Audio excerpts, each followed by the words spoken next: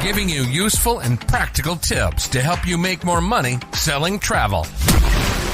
This is the Art of Selling Travel Podcast, and here to guide you through it all, your host, Glenda Beagle. Welcome back. We've got another episode for you, and this one I think is going to be pretty popular. We talked a lot about this in the Facebook group leading up and just after Black Friday. And in fact, I recorded an episode called Why I'm Skipping Black Friday Deals. And sure enough, within our Facebook group, we had a fabulous travel advisor who said, help, my clients wanted to book something. I told them to hold on for Black Friday. Now the prices have gone way up. What do I do? So it led to a couple of different trainings, and that was the focus of one of our lives inside of the Facebook group. And so I thought, you know what? It doesn't matter if we're talking Black Friday, if we're talking about Memorial Day, we're talking about the summer deals, whatever it is, it's just a conversation that needs to take place. So should your clients be holding on for a deal, or worse yet, should you be talking to your clients about holding on for a deal? So there's a couple of ways I used to look at it. And this might be a way to be able to frame it for your clients, but also to understand what a deal is. So let's talk about what are those deals. Anytime you have a deal, the originating of the Black Friday deals, things like that, that's when you had retail stores who in November still had leftover stock from summer or possibly the summer before that nobody was buying. So they would put it on a clearance create this frenzy about it so that people did a bunch of impulse buying. Now it seems everybody and their dog is doing Black Friday sales, and it no longer is a Friday. It now is like a whole month. Well, we're starting to see that spill over into so many other aspects of sales as a whole. Sales are intended to get people to buy things that they might not otherwise do. In fact, I was reading a book. It's an old book called Shark Tales. It's by Barbara Corcoran. And she was on Shark Tank. The book was actually renamed after she had been on Shark Tank, but it was written about her time in the 80s, 90s of selling real estate in New York. And she was going back and forth between what her experiences were during that time, but also to what her experiences were during her childhood and how those got brought into it. One such example was when they went to go visit a family member. And when they got there, there's all these people lined up. They're like, no, to the back of the line. What? No, to the back of the line. Like, we're all here to get the puppies first. She's like, we're not here to get a puppy. So she went in and they're talking, I believe it was to the aunt, and said, like, what's going on? And she said, well, I had everybody arrive at one time. And she goes, why? Well, because I only have 3 puppies, but when I have 10 buyers, every puppy becomes the pick of the litter. And then from there, she used that as a way to sell off all of these apartments in New York that had been sitting stale on the market that nobody wanted. And she used this pick of the litter type concept where everything was kept as secrecy. Everybody had to come at a certain time. Everything had to, it took away the pondering and the thinking, and instead it made this frenzy. Like, if you don't do this, you're going to lose out. And lo and behold, they sold I think it was 88 apartments in one day. And yet all of them had been on the market for more than 3 years. So these sales that suppliers are putting on are not going to be the quote unquote pick of the litter in the traditional sense. It's going to be what they create as a frenzy to sell off the excess inventory that they can't otherwise move. Sometimes you will see that the prices get inflated.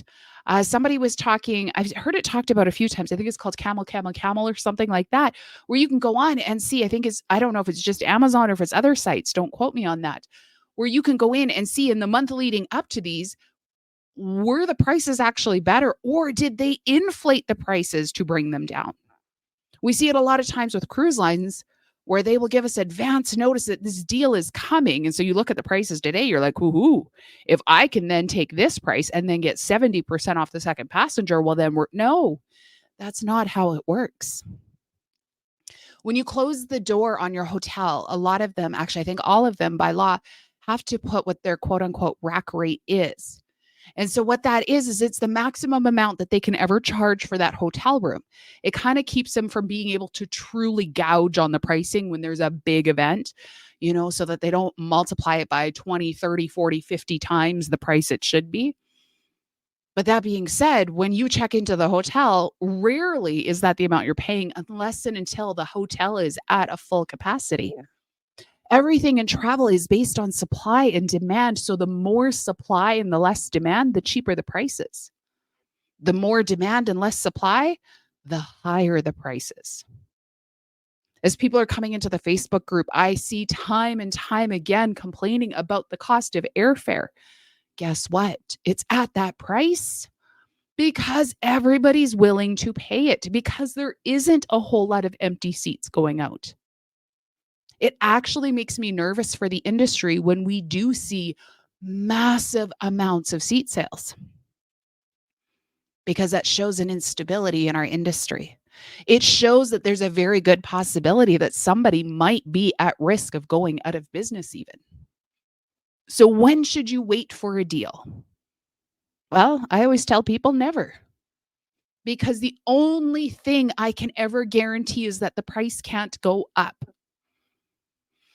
Once they're booked, the price can't go up. Because they don't get to play Russian roulette. They don't get to play the market and then complain that the price went up if they don't book. Can the price go down? Potentially. But there's no guarantees. There is as much likelihood of the price going up as there is of the price going down. So when my clients would say, I want to get the best deal possible, I used to ask them, what does a deal mean to you? Funny story. It's quite often doesn't really have to do with price. That's where we shift the conversation. That's where we take it away from pricing. But then also too, we have a big conversation about how flexible they are. How much can they really and truly afford to be able to wait till last minute? My favorite are those professions like teachers who only have the ability to get away during school breaks. But they want those deals that are found on the most random of weeks when nobody else is traveling. Well, that doesn't exist, because if the kids are at a school, prices are going to be high. Same goes for summer. If you have people who want better pricing, then we have to have different conversations. We can't go at peak season. We have to look at shoulder season. And even shoulder season, like particularly in Europe, is not what it was, say, in 2016, 2017. Shoulder season is still a very high season in this post-pandemic world. So it's a different conversation than what it was. We also need to have a conversation about where are they getting the pricing that they're getting? Because if it's going back to a conversation they had in 2014 with somebody who bought something in 2012 to travel in 2014, you can't have that same conversation in 2024 and beyond. Things cost differently. As a professional travel advisor, you can't be scared of the pricing. The price is the price is the price. The time when pricing has a hold on us is when we apologize for it, when it makes us insecure. But instead, when we own that price and own why that price is there, our clients go, oh, okay. And if you don't believe me, I want you to look at how many of your clients said, oh, that costs too much, only to find out they booked somewhere else. Well, if you went through it all, odds are good they paid as much or more than what you quoted them, or they're getting a lesser experience. It's one of the two. Pricing becomes something that can trigger more insecurity in us than almost anything else. That's why we hear so often, it doesn't cost anything more to work with me than it does the internet. When you are in a race to be the cheapest, you are only in a race to the bottom because people aren't loyal to you when you compete on price. They are loyal to the cheapest price. And the moment that's not you, they're out. So when my clients would say, okay, so when's the best time to book this? I would say the moment we find you the right package. To which they would say, okay, when are we going to find that? I said, let's sit down, let's have a consultation. Because here's the deal. If they have to have permission, however much far time out in advance to get time off work, and therefore they have very regimented dates, they don't have the flexibility to slide it by a couple of weeks here or a couple of weeks there that other people might have. Maybe they're traveling with X amount of people, therefore the room needs to be X size, which means that there's a limited inventory of that. The more parameters that get put into place, the further out your clients need to book. The more people they're taking, the further out they need to book. Why? Because everything is supply and demand. And when you're trying to book 10 people and you want to wait till last minute, guess what? Depending what time of year you're going, there may not even be 10 seats on the plane. But also, too, when the plane is almost full, you will pay more for that seat than you will at any other time. A lot of times those deals that they hear of is based on 2 people. It's based on terrible routings. It's based on flying out of a different city or flying into this city and out of that city. But they're different cities or different airports. Over the years, I can't tell you how many flights going via New York flew into JFK and then out of LaGuardia, or into LaGuardia and out of Newark. And yet the clients are like, but it's $70 cheaper. Yeah, good luck on what that's going to cost you to get from one airport to the other, especially if you miss your flight.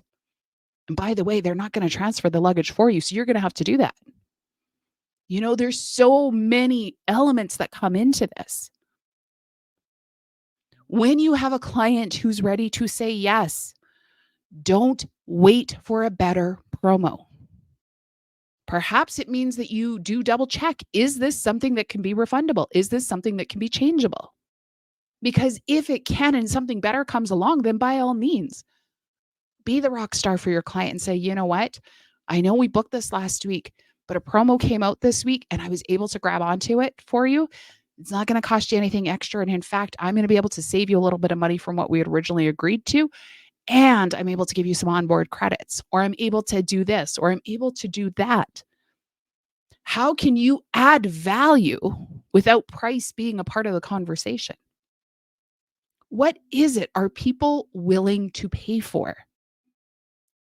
What if for a moment, when people said, I want a really good deal, what they meant is, I want to make sure I'm getting the best bang for my buck and I'm not screwing it up? What if their idea of a really good deal is making sure that they had a professional who told them about changes to entry requirements, who told them about the upgrading of this gets you this much more luggage versus doing this gets you this? What if they were willing to spend more to get the deal?